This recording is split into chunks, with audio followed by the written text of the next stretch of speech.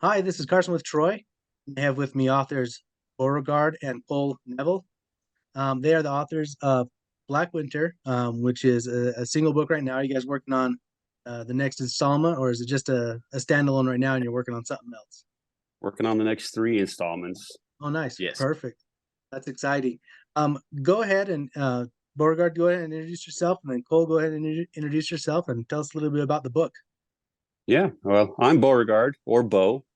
I'm the oldest of the two brothers here, and I'm a big fan of writing and reading. Something I think my whole family shares.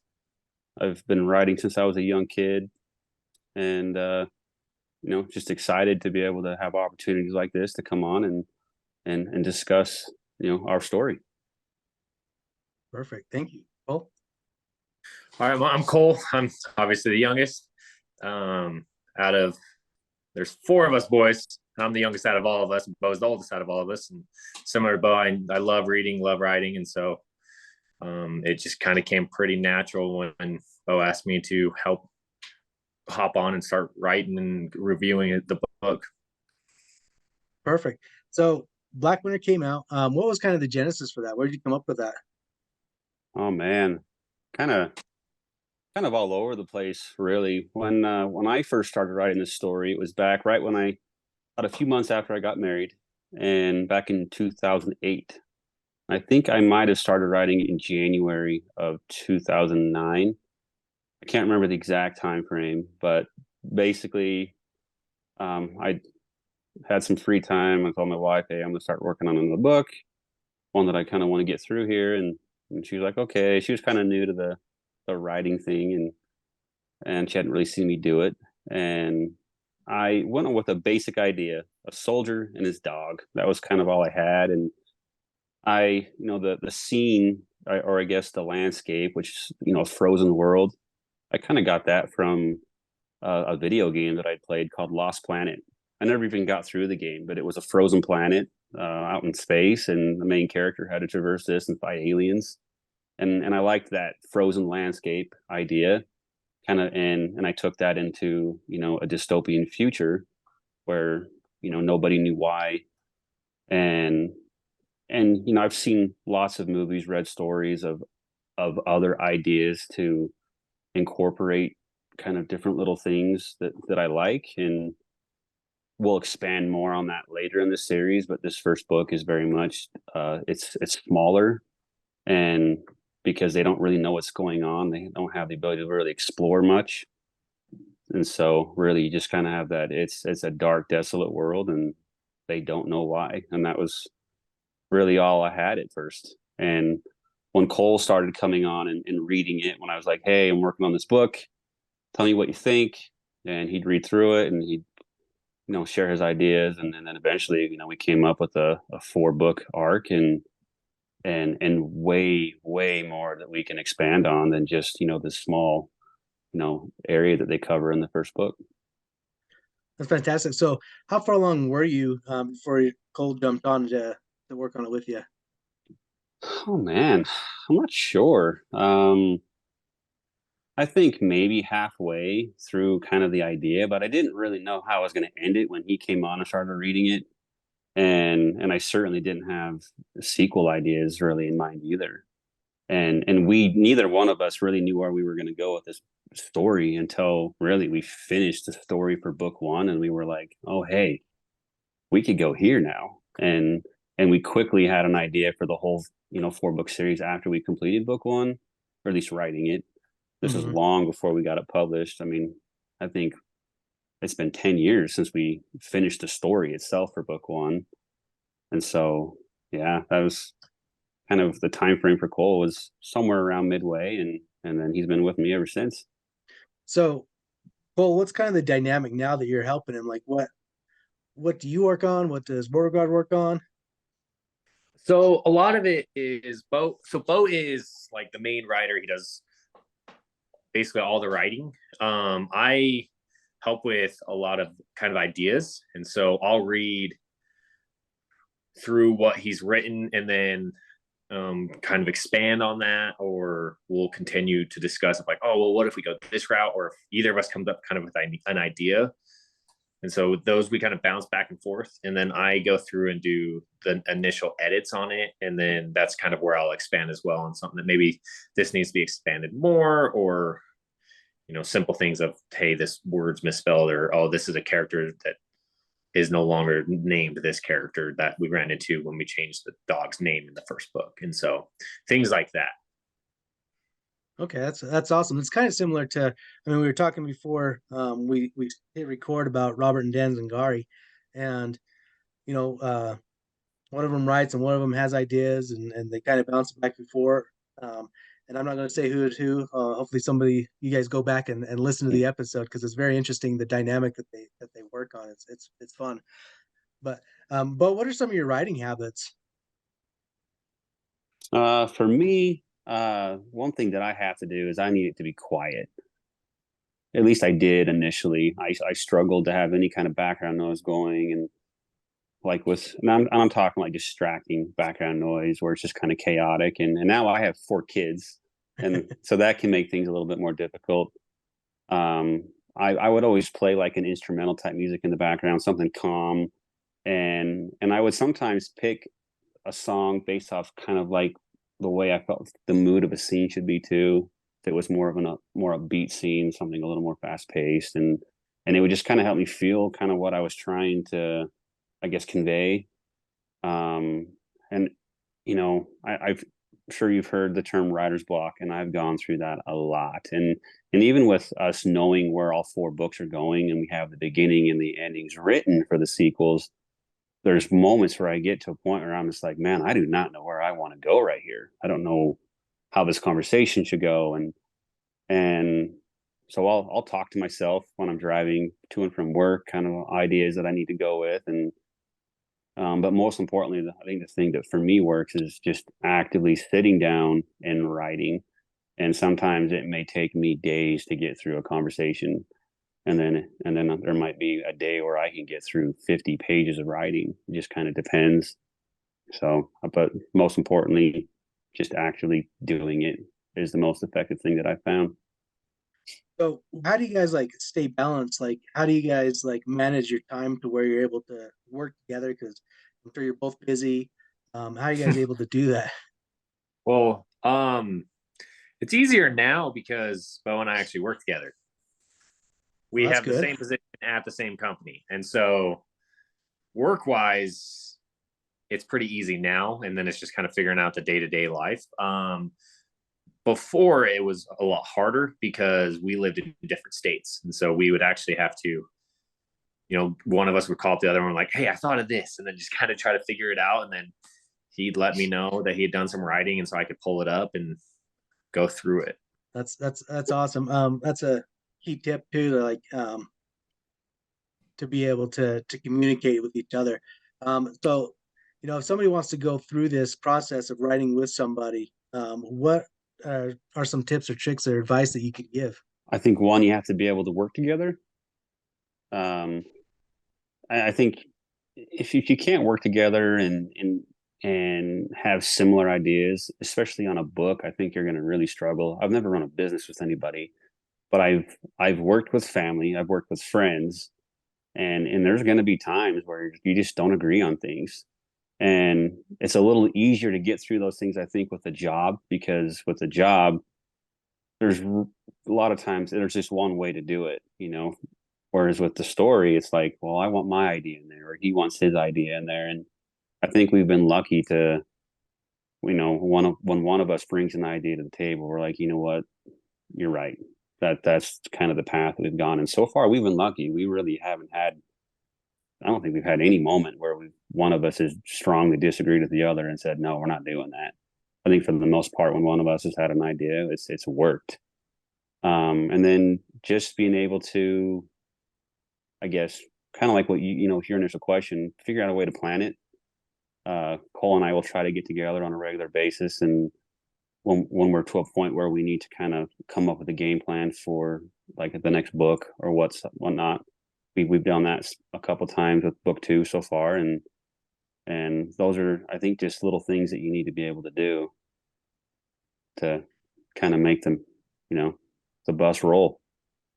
Right, with two of you, I'm assuming you have like a general outline of everything. Do you like have a specific um, outline that you use, an outline technique that you use, or have you just kind of created your own and it's kind of worked?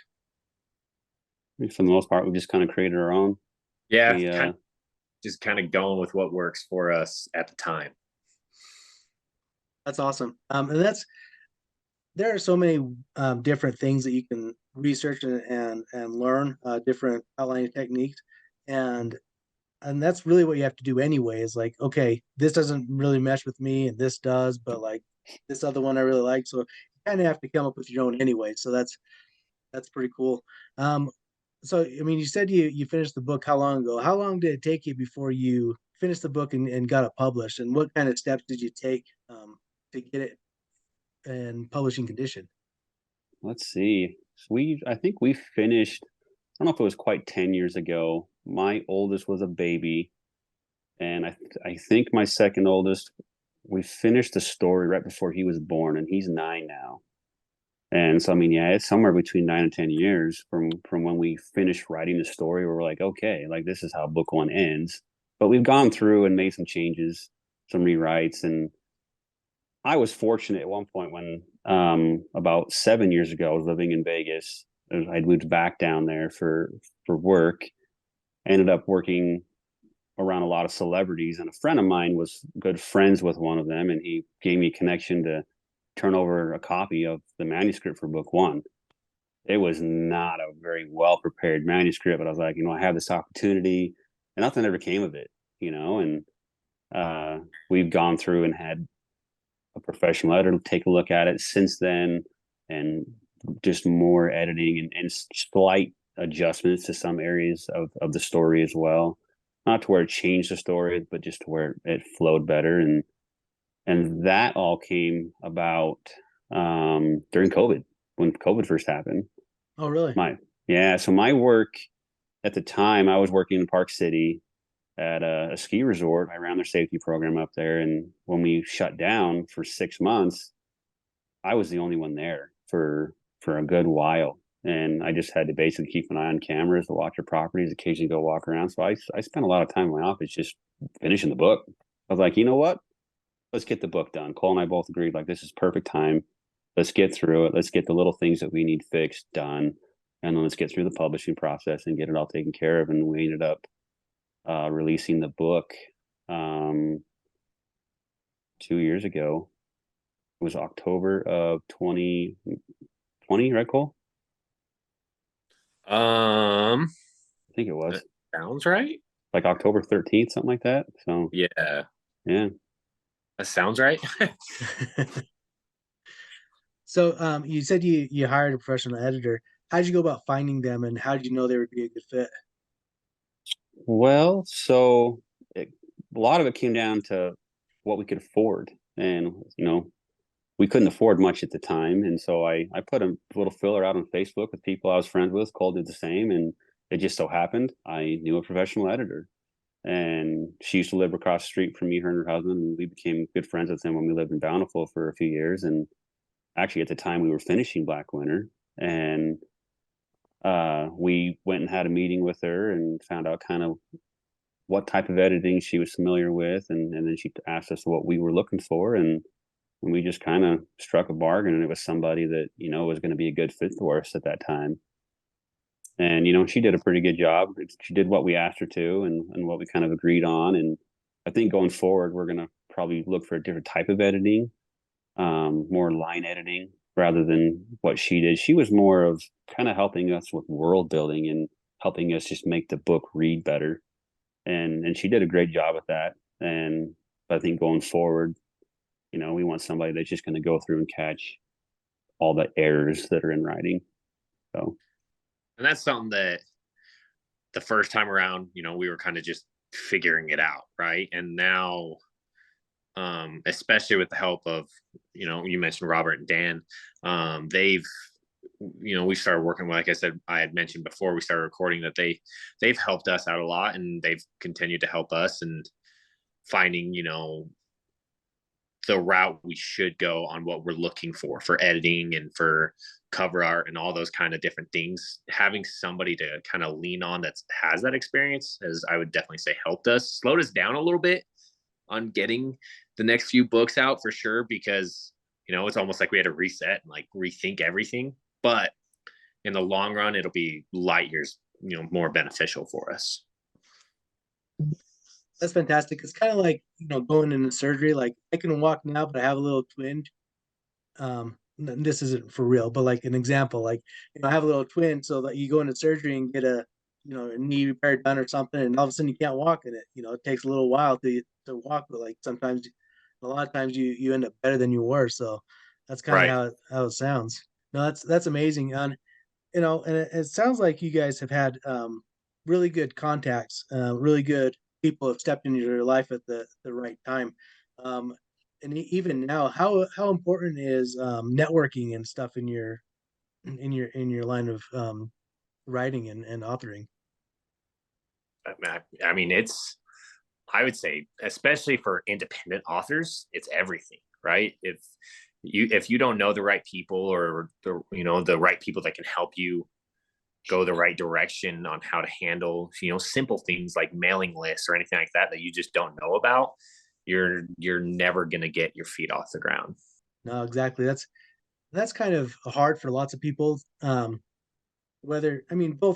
introverts and extroverts, is just finding the right type of people, and to being able to reach out and lean on people to help you. And you mentioned mailing lists, and marketing is a big part of your profession as an author. Like, you want to be able to sell your book. Right. What sort of things have you guys done that you found successful? And what are some things that you found that weren't quite so successful? So far, I don't know that we've found anything that we found, really crazy successful. Something we both agreed on when we were at FanX a little before that, and was, we needed more like visuals to show people kind of what to capture, like an eye more, like people like our cover, but it doesn't really give them like, oh, that has that in that book. Let's pick it up and see what's actually in it, and Yeah. so we've recently, hired a really, really talented professional artist to draw a couple characters for us, and we're gonna do a complete redesign of the cover for book one and re-release it. Something, Cole's mentioned Robert and Dan, you've mentioned them. A good tip that they brought up for us not too long ago was, science fiction and fantasy, the top selling books in that genre have basically pictures on their covers, and we don't, and that was something that we kind of decided in that moment we needed to fix. And Yeah. and it's going to cost us money, but we know that in the long run that will be ultimately what helps at least draw eyes when people see it. That was definitely the biggest, like both mentioned FanX, the biggest learning lesson for us. We were there with several independent authors, and a lot of them had been doing this longer and had bookmarks and drawings and all these different things, whereas our book is just kind of has the two eyes on it right now. And so all of the selling of our books we had to do ourselves, right? We had to talk to the people and explain the book and everything like that. A lot of the other authors were able to, people saw the cover, saw the bookmarks, and that sold itself. And then it's just, you just give a little explanation of, oh, well, it is this, right? Instead of having to full on, be a salesman and sell from nothing, essentially. Right. No, and that is, for anybody starting out, that's a big key and a big tip that they just shared is there's the old adage of don't judge a book by cover, but that is not true, because especially when you're at a convention like these guys were at FanX, there are so many people out there that you have to stand out in some way. And not only that, like, I like a certain type of books. I'm sure you guys like a certain type of books, and what the cover is supposed to portray in those books. And so that's kind of what you're looking for. Yeah, And Right. it that's doesn't really important. matter what it is. We're all attracted to visuals, whether it's a person, a car, a house, a book. If it doesn't look like something that we're going to be interested in, we're not even going to bother finding out if it actually is, and so, yeah, I mean, that's what we needed. we have a dog in our book. People love dogs, and that was something simple. Like, well, hey, let's show people that there's this thing in the story, something as simple as that. That'll draw people just in that area to at least look into what the story is more about. Whereas right now, no one's really interested. There are very few people that look at a set of eyes and be like, oh, okay, that's catchy, and we need Well, more than that. and we had a huge example of that at FanX was someone walking by who was just kind of glancing down, and I ended up chatting with him a little bit, and he looked down the book, and I was like, you interested? And he's like, and I started explaining it to him because I believe he had some military, something that kind of said military on him, and there are soldiers and stuff like that in our books. And I started explaining to him, and he was like, holy crap, yeah, this is actually right up my alley. But looking down at the book, he was like, no. Right. No, it is important. And not only that, like having the right cover portraying what your book is about is important. I interviewed an author, I don't know if you know Frank Morin or not, but he had a beautiful cover on his first book of his main series, and people got the wrong idea of it because it had a statue of a male kind of like chipping his way out of it, and people thought it was a romance when it was a fantasy book. And so he totally did a redesign, even though his first cover was fantastic because the title's set in stone, I believe. And it was about, and it was this marble statue in stone, so like it fit the title and everything, but people just kind of got the wrong impression. And so it's important not only to have a visual that people like, but to also have the right visual to portray what you have. No, for sure. So how was that experience with FanX? Fun and eye-opening at the same time. Yeah. Because you guys were in a booth with a whole bunch of independent authors. Yep. What kind of things did you learn from them? Did you bounce ideas off? What kind of things that helped you out? Funny enough, we've actually two of the authors that were in that big booth with us, we've started doing a bunch of different events with them. And so that networking that you mentioned, I mean, it's found people that we've talked with these two and been like, you know what, we do events as long as we all can, we should all be there together. And it worked out that way. And it has made it a lot more enjoyable for us at those events instead of just kind of just being us two, sitting there, and we have other people. And our books, a big thing that we learned is our series, all three, book series that are being sold by us are very different genres. None of us really step into each other's genres a whole lot of what the stories are being told. So we're not competing with each other. We're just bringing more people to us because of that. And we're able to, there's someone is talking to us about, they like romance or whatever. And it's like, oh, go over to Joanna kind of thing, and just being able to bounce those things with each other has been awesome. Oh, right. And, if I come up to your booth and I see your book and I'm like, and you have these other authors, you could be like, hey, go look at them. But not only that, like, you're like, oh, I like your book, and this person has romance that my wife might like. And, you can kind of build off each other.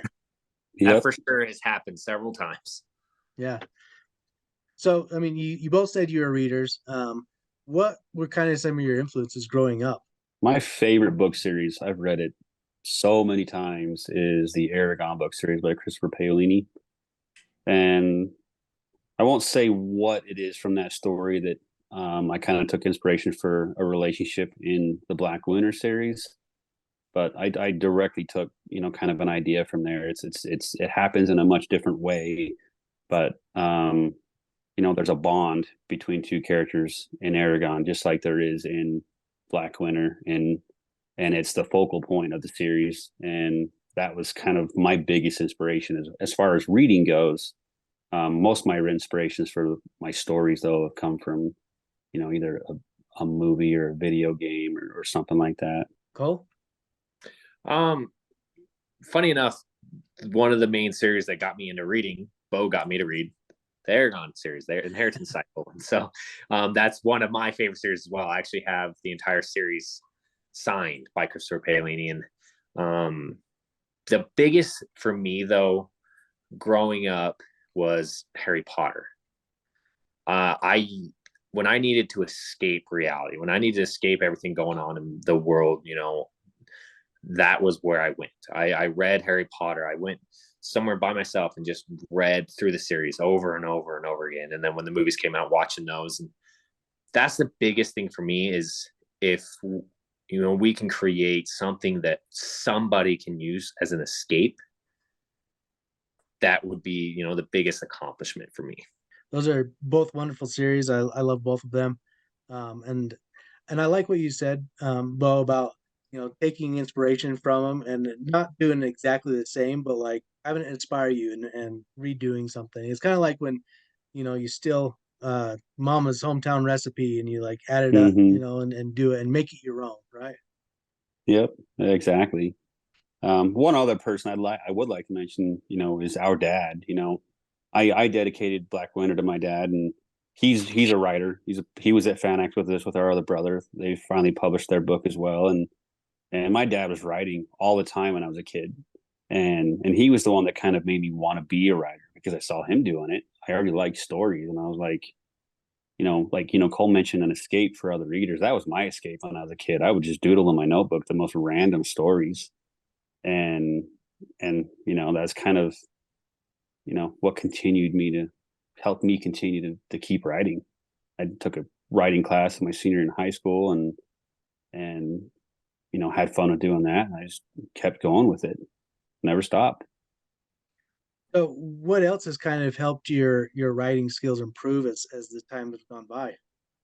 Reading, I think reading is the best because like it's funny when I hear people say like I could never write a book, and I'm like, well, do you like to read? They're like, yeah. I'm like, well, do you know how to write? Like can you spell and stuff? And they're like, yeah. I'm like, well, then you could totally write a book. You have to do it. And if you don't know how to structure a book, there's books out there that you can buy. And my fiction writing classes in college, and my minor in college was English, and I had an emphasis on creative writing because that was my hobby. My major was criminal justice because I was going into the law enforcement background, and but I was like, you know what? I need a minor that's going to be fun and enjoyable, and that was what I picked. And those classes and all the book material I got helped. But at the end of the day, like when I'm writing a section of Black Winter or now the sequels, like when I'm like to a point, I'm like, how should I write this? I'll pick up a book and look at kind of the way they structure things to be like, oh, okay, that makes more sense. And you know, for me, that's just kind of the way I've gone about it. I'd also say the more you write, the better you're going to get at it, right? It's just like anything you do. But that, for me, it would be the most enjoyable part of this whole experience, is from what I read when I was 14, from when Bo had originally started this, to reading now. I remember there was a moment like a year ago or 2 years ago where I even told Bo, I was like, dude, like you have gotten so much better as a writer that that's been really cool for me to firsthand witness. And that's actually great advice. Being consistent and staying the course is key to any success. But not only like having success in selling your book and whatnot, but just the fact that you grow and how much you grow is amazing in the process as well. So that's kind of fun that I've seen with doing podcasts and stuff. Like just seeing these growth and seeing people who've started out and have one book or independent authors and meeting them at FanX or Fan Fusion or Denver Comic Con or wherever and being like, I remember seeing you and you had one person all day and now you have like a group of people around you. So it's just amazing the growth that can happen in short amount of time. People stay consistent. Well, and I'm sure, even for your podcast, right? The first time you did one, if you go back and watch that video compared to right now, you'd probably look back and be like, man, I was so, uncomfortable or awkward, right? And the more you do it, the more you're going to just get even more and more comfortable with that conversation and that steady flow. Right. No, it's true. You definitely improve, and yeah, I don't know if I'd go back and watch my first interview.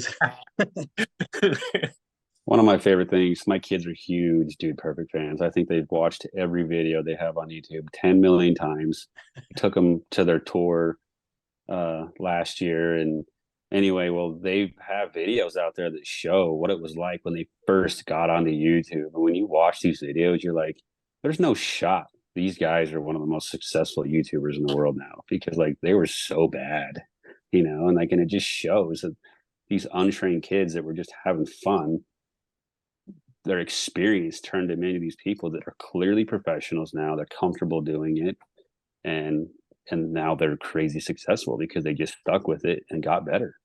Right. Yeah, they're stars now, right? Those guys are rock stars now. Yeah. And it's just like anything. They started out with no fans and nobody knew who they are. And it's that consistency and persistence that generates fans and that reliability that people know, like, okay, they're going to do this every week or every, 2 weeks or whatever. And, and things just kind of snowball. So for anybody that's watching, the, great tip or trick that they shared was, stay consistent and be able to um, stay the course. I mean, you guys stayed the course. You finished the book 10 years ago. Like, how did you stay motivated after that to stay that course? I think for me, it was just the passion of always wanting to say I was a published author. I mean, there's more higher goals than that. I'd love to say I'm a bestseller at some point, which I found out not too long ago that if you're an indie author, isn't possible. At least not like a New York Times bestseller anyway. And because they only apparently give that award to people who are published traditionally. But for me, like, if I can say, hey, look at all these people that are showing up here specifically to get my signature or say, hey, how much they love my book, for me, that will be the reward itself, because that's what I've always wanted to be able to do, is have people tell me that they're reading something I created. And, that was the motivation for me. And, life got busy. I got married, I had kids and another kid, and with different jobs back and forth. And so it did make it difficult to try to, find that balance that we mentioned earlier with finding a way to get it done. And then, the world decided to, for me, kind of give me a lucky break with COVID. For that was a benefit for me, because if it hadn't been for COVID, I don't know if I would have been able to take the time I needed to get the book ready when I did. We might be getting it out now. So, that benefited me that way. I would say being able to, and this is where, being co-authors and stuff helps the most, is when one of us is just like, the other one can kind of pick up that slack and like, yo, we need to get this done. So, I mean, the first book came out a couple years ago, but it took you a long time to get it done, to get it polished and get it out, which is a lot of people's journey, right? Like, lots of people don't start a book and finish it in 6 months to get it out. Like, I've talked to lots of people, and a lot of them have, written a book and they've had to like cut 60 to 80% of it, or like had to do 12 revisions. Like, it's a process, right? For your first book, it's not always that simple of just getting it out. What are some things that have changed for this second book? Some of your, well, I mean, we talked about kind of habits before, but like now you have something out there that people have read and want, and what kind of motivations and what kind of changes to get that out sooner have you done? Well, funny enough, our goal, and it's a big goal, is to get all 3 sequels done by the end of this year. We'd like to have the next 2 ready when we go to FanX, and possibly even be making our announcement for book 4. And I think for us, one, we've experienced it before. We've experienced finishing a book. We also already, we took a completely different approach to the 3 books, because we already knew where we were going. Book 1, it was kind of more of an adventure, finding out what the story was going to be. And that's also a big part of why that one took so long.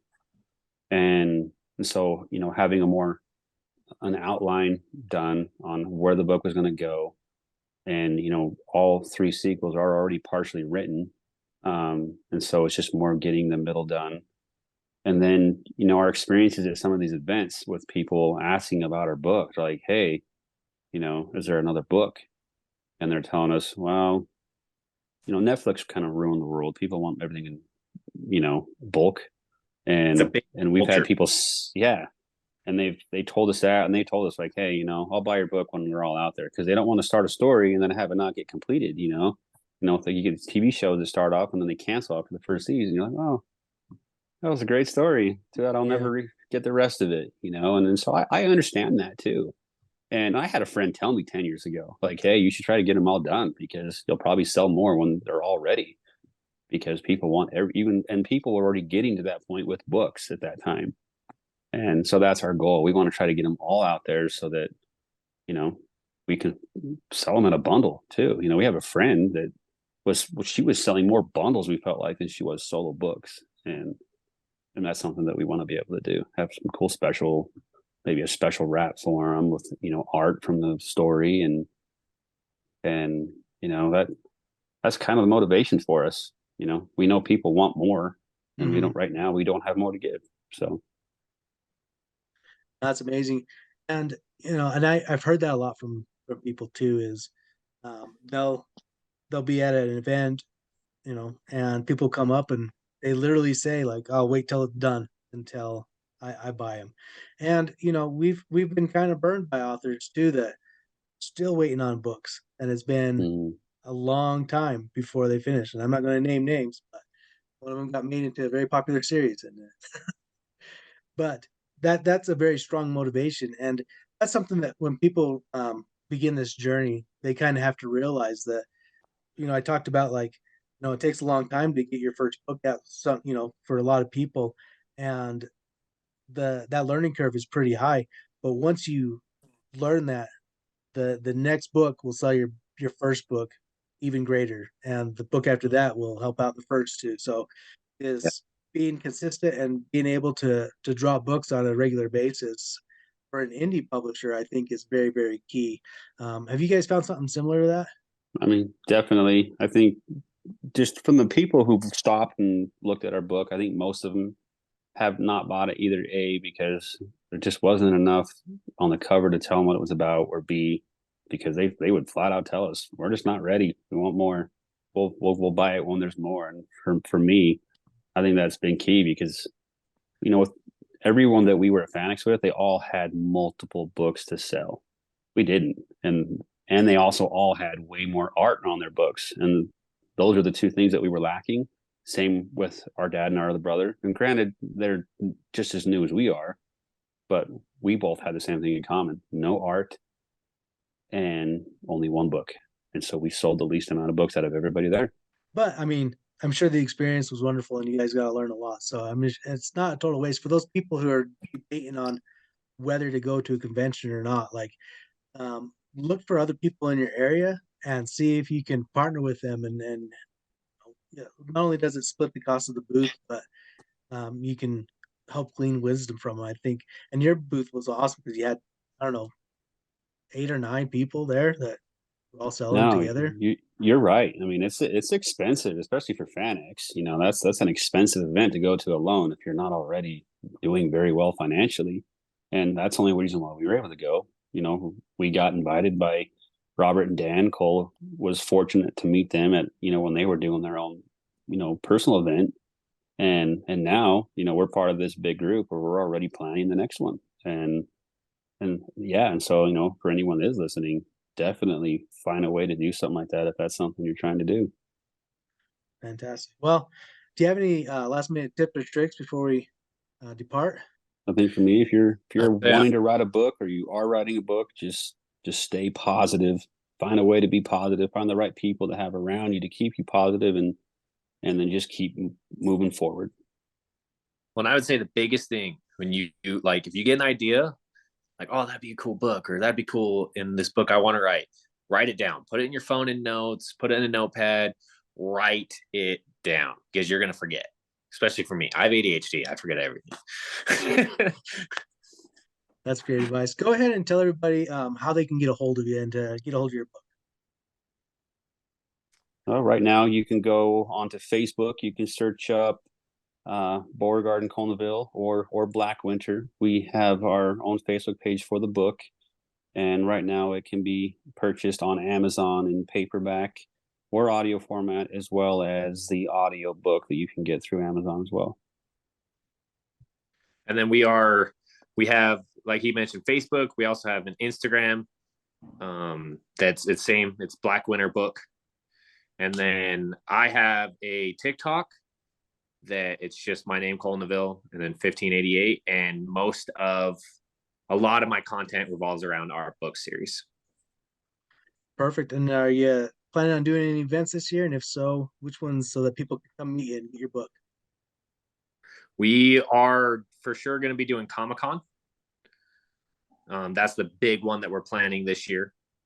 And so I guess FanX. So if you're going to be in Salt Lake for FanX, make sure to come find us. We'll be probably right in the middle of all the vendors. That's where we're planning on getting our booth this year. Perfect. Fantastic. Cole Beauregard, I learned a lot from you. I appreciate your time. Thank you so much for getting on with me today. Thank you, Carson. We're glad we met you at FanX and that you were, kind enough to let us come on here and chat with you.